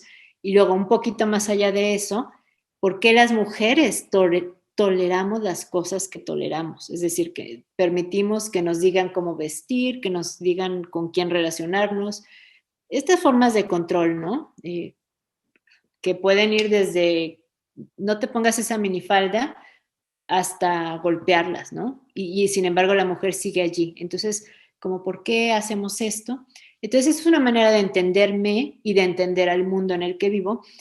Y ciertamente me ha tocado conocer gente que es terriblemente mala de primera instancia y me ha tocado ver las cosas que la gente mala hace y basta con asomarse a las noticias cualquier día, ¿no? Entonces, creo que es eso, es un... Yo a través de la literatura no quiero dar ningún mensaje, yo quiero entender cosas y entonces lo hago a través de mis historias y bueno, a veces si tengo suerte alguien me lee y a lo mejor puede compartir o entender lo que yo estoy como mostrando, pero supongo que mis trabajos van a seguir siendo perturbadores porque así me salen las cosas. Ahorita estoy haciendo unos cuentos medio fantásticos, pero pues también están más leves, o sea, pero pues es que creo que tengo una visión un poco pesimista del mundo. Al mismo tiempo en mis novelas siempre hay redención, siempre hay un personaje que al menos decide hacer lo correcto o decide cambiar el rumbo de su vida y para mí eso ya es ganancia, o sea, te puedes estar equivocando durante 30 años de tu vida, pero si en cierto momento te das cuenta y te sales de lo que estabas haciendo, ya es así como la gran ganancia. Entonces, soy pesimista, pero creo en el cambio, creo en el libre albedrío y, y pues uno termina, pues sí, yo creo que a lo largo, a lo mejor el día que me muera, espero que todavía me dé chance de escribir más libros, quizás me voy a poder entender un poquito más y no sé, a veces, quién sabe, es algo oscuro por ahí, pero es eso, es un afán de entender. Que si voy a escribir cosas más leves o ligeras, yo creo que no. A veces me han dicho así, ay, ¿por qué no escribes cosas más bonitas? O pues para eso hay otros escritores, ¿no? Pero yo, a ver qué sale más adelante. Gracias. De nada, Luis. Liliana, o Mándeme. sea, algo... yo aquí con mi terror. O sea, ¿alguna vez algún lector, lectora te dijo, lectora, sería, te dijo que después de leer le dio más miedo, por ejemplo, andar en la calle, yo qué sé? Sí. Bueno, con el monstruo, los que tienen hijos me dicen, es que me costó mucho leerlo. Es que sí, cuando tienes hijos y ves lo que le pasa a esa niña, te aterra, ¿no? Y entonces empiezas a como a cuidar más a tus hijos. Bueno, yo recuerdo que yo a la fecha, mi hijo ya tiene 21 y mi hija tiene casi 18, y yo todavía sueño que están chiquitos y se me pierden, y los busco, y no sé dónde están, y es la cosa más aterradora. Entonces sí, hay, hay quien me ha dicho, estaba muerta de miedo con tu libro, lo tuve que dejar varios días para poder seguir. Hay quien me ha dicho que solo lo podía leer de día porque le daba miedo lo oscuro. Y finalmente el monstruo aquí es un monstruo humano, es decir, no es- ajá, y da miedo. Pero sí, sí, hay quien me ha dicho eso. Yo tengo una pregunta que se me ocurrió ahorita que estaba escuchando la aportación de Luis y pues la respuesta que diste. No sé, me puse a pensar que últimamente hay como una especie de boom de mujeres que escriben terror, siniestro, como toda esta parte del extrañamiento. No sé, ¿tú consideras que es como algo nuevo de nuestra sociedad o que siempre han existido esas escritoras, pero han sido calladas de alguna manera? Yo creo que lo segundo, porque, es decir, todo mundo como que dice, es que hay menos escritoras, ¿no? Y ahorita, si nos vamos hacia los catálogos de las editoriales, sí vamos a encontrar más hombres, pero no quiere decir que haya menos escritoras, hay menos mujeres publicadas, porque durante mucho tiempo era bien difícil, digamos, entrar a estos espacios, precisamente porque eh, pues así como siempre hay, digamos, hombres que te dicen lo que deberías de hacer o lo que no deberías de hacer, entonces había como esto de las mujeres no escriben de estos temas, las mujeres no hablan de esto, entonces durante un tiempo pues casi casi solo podíamos hacer historias románticas, ¿no? Así leves, donde no hubiera violencia, donde no hubiera por supuesto nada de sexo, ¿no? O era esta época donde, pues sí, si querías estudiar una carrera, puedes ser maestra, puedes ser educadora, porque eso está muy bonito, pero pues no vayas a ser doctora o no vayas a ser ingeniero, ¿no? Entonces, digamos, esta misma sociedad que nos estaba como, esto puedes, esto no, esto sí, esto no, así se habla. A mí todavía hay a veces señores que me dicen, es que mira, no, las mujeres no deben de escribir esas cosas tan feas, ¿no? También me lo han dicho mujeres, pero mujeres así muy mayores. Entonces creo que las mujeres siempre hemos tenido una voz y siempre hemos tenido una visión muy particular de la vida porque hemos estado abajo, ¿no? O sea, históricamente. Entonces, cuando estás así, por supuesto que tienes una opinión. El chiste es que no habíamos tenido la apertura para contarlos. Por supuesto que a lo largo de la historia las mujeres han, digamos, a través de la literatura oral, ¿no? Comunicado todo esto, pero pues se perdía o se daba solo entre mujeres. Y el hecho de que ahorita exista, digamos, el medio escrito, es como el boom, ¿no? Y por eso de repente yo como lector estoy encantada de que hay tantas autoras buenísimas en todo el mundo y que dices, bueno, no me va a alcanzar la vida para leerlas, ¿no? Y la verdad a mí me gusta leer más a mujeres y no porque sea así de, ay, por cuestión de género voy a leer más a mujeres, no, es simplemente me gusta más cómo escriben las mujeres, creo que a veces en las historias que nos cuentan los hombres es una trama que puede ser muy elaborada y muy divertida, pero creo que las mujeres, no sé cómo lo hacemos, pero es así como, esta es la trama y hay como un hojaldre de historia bajo historia que puedes estar rascando y entender. Te digo, es muy difícil de describir, entonces yo cuando leo otras escritoras, aunque sean japonesas, canadienses, gringas, lo que sea, aunque el entorno sea distinto, hay algo esencial que está allí y que a mí me fascina leer. Entonces, ahorita es un boom porque creo que, digamos, ahora sí que gracias al bendito capitalismo, de alguna manera, que las editoriales dicen, pues yo publico lo que vaya a vender, ¿no? Entonces, de repente, pues sí, si una mujer está escribiendo algo y otras mujeres lo quieren comprar, ahí va, ¿no? O sea, yo creo que las editoriales ya no están por esta censura de esto sí y esto no, ¿no? Entonces creo que es un efecto secundario muy bueno y creo que mientras más lectoras hayamos, va a haber más escritoras y va a haber más apertura para las nuevas escritoras que vienen por ahí jovencitas detrás, con cosas súper poderosas y con una visión bien distinta. Porque pues mi generación estamos como aplastadas entre ciertos esquemas de pensamiento todavía un poco cuadrados y a mí me da gusto ver que las nuevas chicas, o sea, el pasado 8 de marzo, ¿no? Las cosas que hicieron, es puta. Yo no me hubiera atrevido quizás. Y entonces son estas nuevas generaciones que vienen con tanta fuerza y con tantas cosas que decir y creo que les estamos abriendo la puerta para que el día que quieran hablar de ello y contarlo y escribir, van a estar ahí las puertas. Bueno, a lo mejor ando muy optimista, pero así lo creo. Espero lo mismo. Gracias. De nada. ¿Mora? Sí. Sí, Mora. Bueno, aprovechando el silencio, mencionabas que hay muchas autoras que consideras muy buenas. No sé si nos podrías recomendar, pues, nombres que consideres que no son tan conocidos, ¿no? O sea, de autoras que tú has leído, que sientes que necesitamos encontrar. De mexicanas o de así. Pues, en general.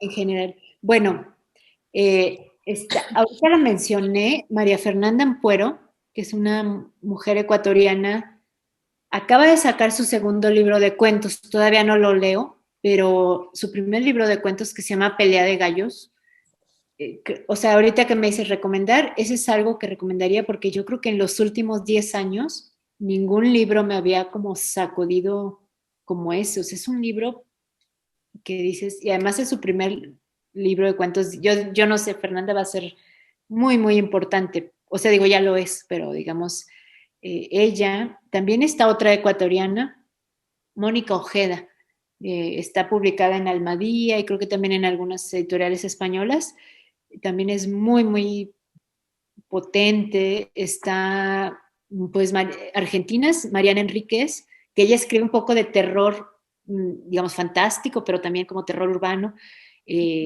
Samantha Schweblin, que es otra argentina. Obviamente aquí en México, a ver, está Fernanda Melchor. ¿Quién más estaría aquí en México? Ay, luego a veces se me va como lo obvio. ¿Quién más podría recomendar? Por ejemplo, traducidas al inglés, a mí me gusta, bueno, Margaret Atwood, que se me hace así como la cosa más extraordinaria. Joyce Carol Oates, que también, bueno, es súper prolífica, es como la Stephen King de las mujeres. Bueno, no por los temas, sino porque tiene así, cada vez que te descuidas ya saca un libro nuevo, pero todos son invariablemente muy buenos. ¿Y quién más? ¿Quién más? Bueno, ya solté varios nombres. Soy muy mala como para jalar información en el momento que me la pregunten. Luego ya se me vendrán más a la mente. Gracias. De nada. Hola. Nadie. A mí me llama la atención un escrito que leí tuyo donde narras pues las vivencias de tu abuelita y me gusta como describes cada detalle. Ay, no recuerdo el nombre. De mi abuelita. ¿Qué será? Ay, ¿Qué será? Porque no recuerdo haber escrito de mi abuelita. pues no sé si era de tu abuelita o algo que escribes cada detalle de la Segunda Guerra Mundial. Ya, es ficticio, es de Residuos de Espanto, que es una novelita breve, que sí, es de una niña, bueno, o joven, que su abuelita queda en el hospital y ella era una, digamos, sobreviviente del Holocausto y en el hospital, o casualmente eso solo sucede en la ficción, hay otro sobreviviente y entonces ella intercambia como las historias de los dos. Pero no, a pesar de que yo tengo muy poquita sangre judía, o sea, bueno, 25%, pero pues crecí católica, o sea, digamos, es solo sangre. Digamos, no tiene nada que ver con mi abuela, pero el tema del holocausto es un tema que siempre me ha pasado, o sea, que me aterra, o sea, porque eso es de las cosas, hablando de la naturaleza humana, es el sumum, ¿no? De la maldad. Entonces y tuve en algún momento la oportunidad de ir a Israel porque gané un concurso allá y conocí a unos sobrevivientes del holocausto bien viejitos ya, y entonces pues están muriendo ya todos y hay gente que incluso dice que el holocausto no pasó. Entonces yo quería escribir como un libro que fuera mi granito de arena en dejar como constancia de estas atrocidades. Por supuesto que todo lo que escribo es ficticio, pero pudo haber pasado, porque pasaron 6 millones de historias. Ese es uno de nada, tiene que ver conmigo, pero digamos era la abuelita de incluido aquí.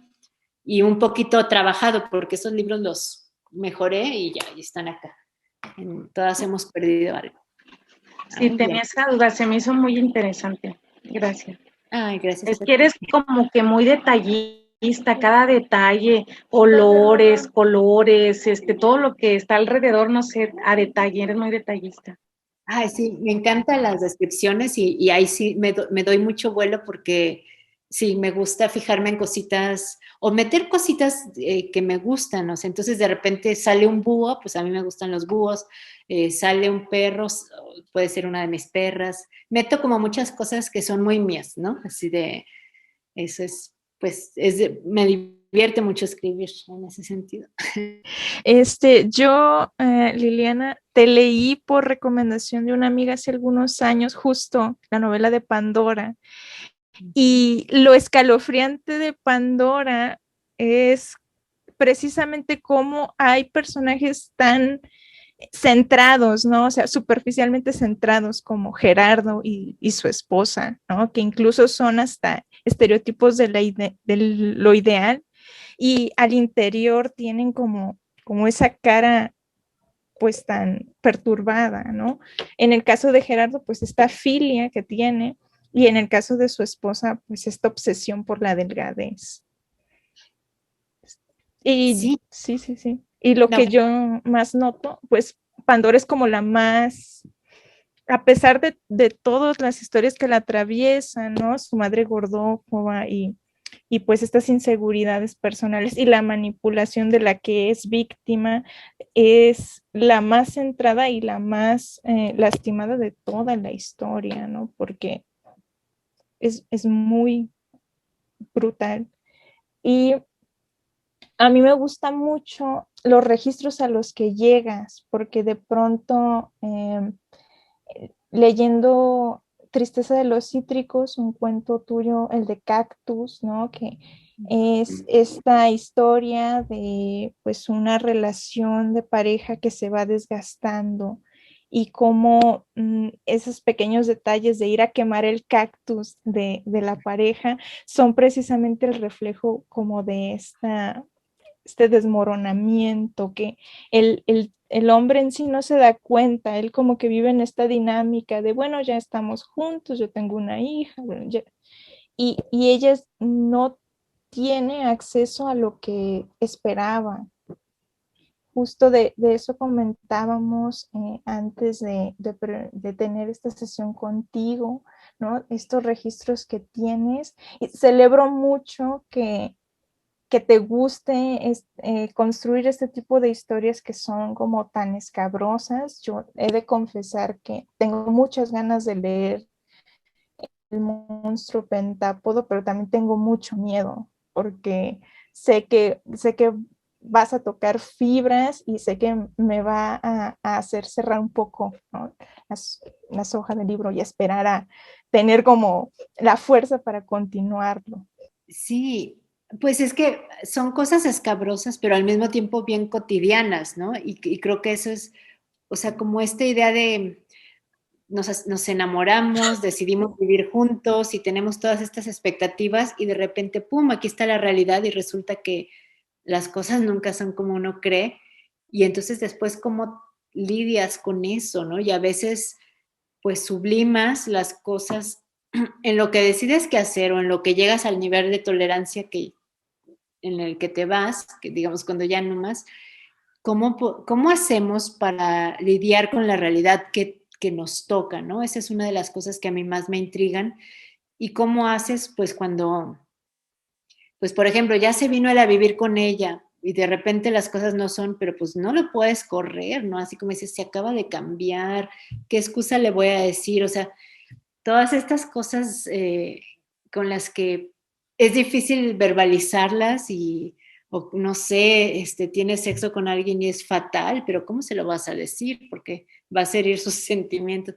Todas estas cosas por las que nos, digamos, estamos. ¿Y por qué escribo desde el punto de vista de mujer? Porque pues es el único que conozco. Me es muy difícil ponerme en el lugar de un hombre. O sea, puedo predecir a veces lo que va a ser un hombre, pero no me puedo jactar de entenderlo. Entonces, por eso, pues mi aportación es como estas cosas con las que todas nos identificamos, porque son como universales a la mujer, y mostrarlas. Y yo a veces como que todos decimos, ah, claro, yo también he estado en esa situación, ¿no? Y quizás por eso son escabrosas, pero terriblemente familiares, ¿no? Sí.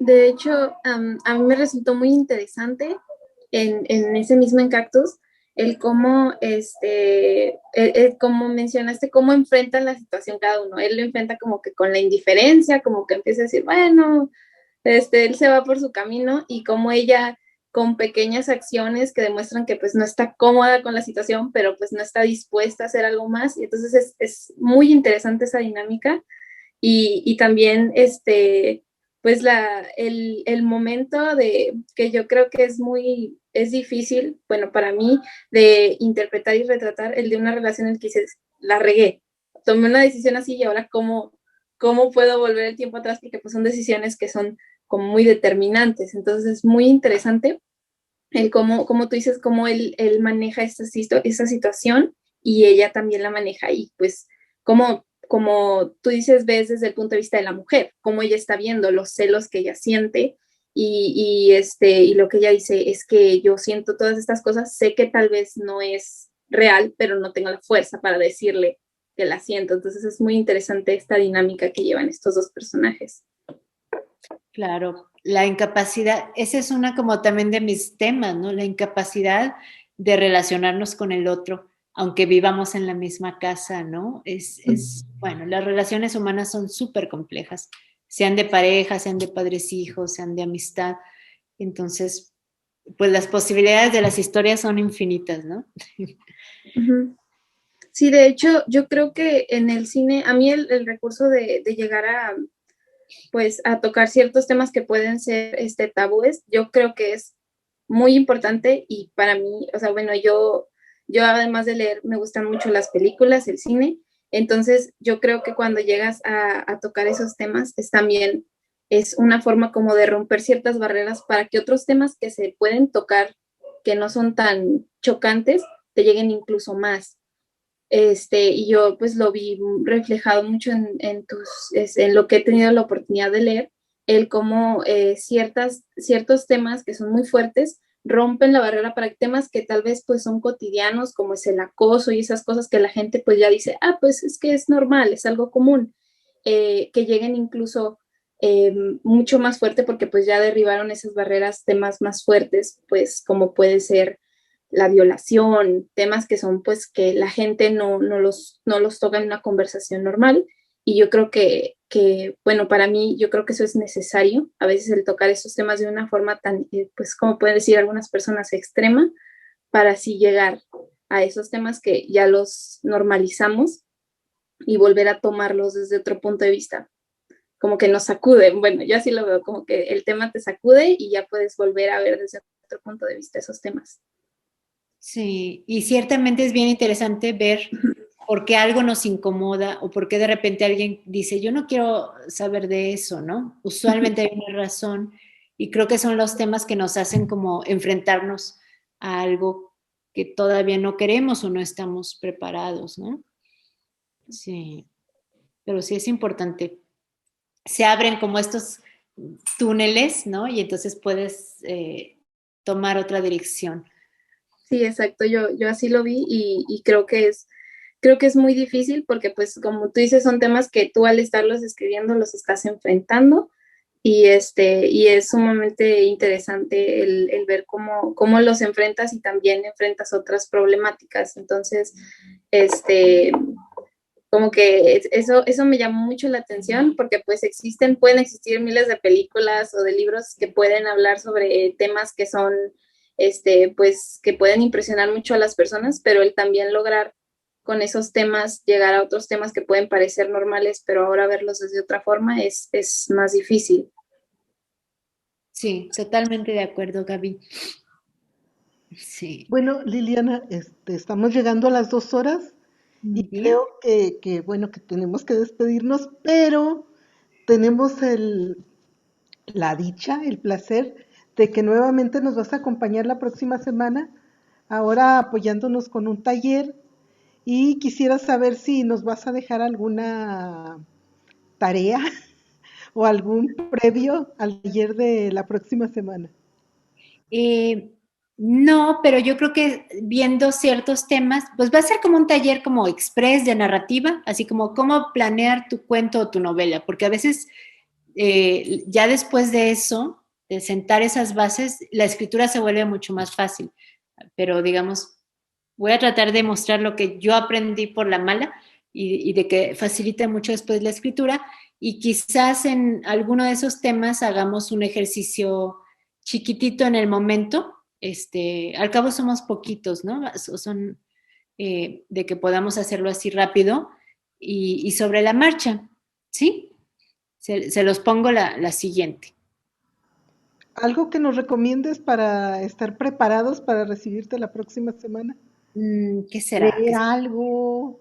¿Hacer algún ejercicio? ¿Fijarnos en algo? Bueno, piensen en algún personaje, si ya han escrito algún cuentito por ahí, o piensen en un personaje nuevo o que ya hayan usado, no importa, pero digamos, como si le fueran a hacer una fichita, ¿no? O sea, como quién es este personaje, de qué sexo es, qué edad tiene, qué cosas le gustan, qué no le gustan, a qué le tiene miedo, qué es lo que más quiere en la vida.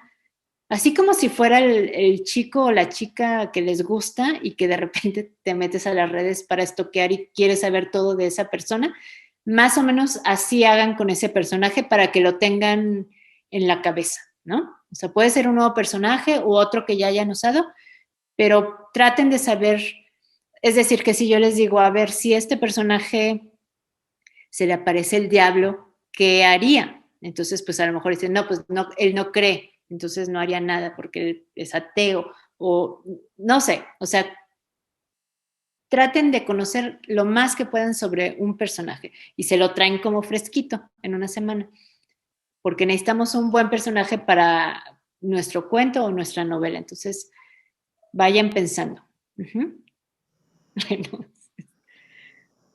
Pues Liliana, te agradecemos mucho.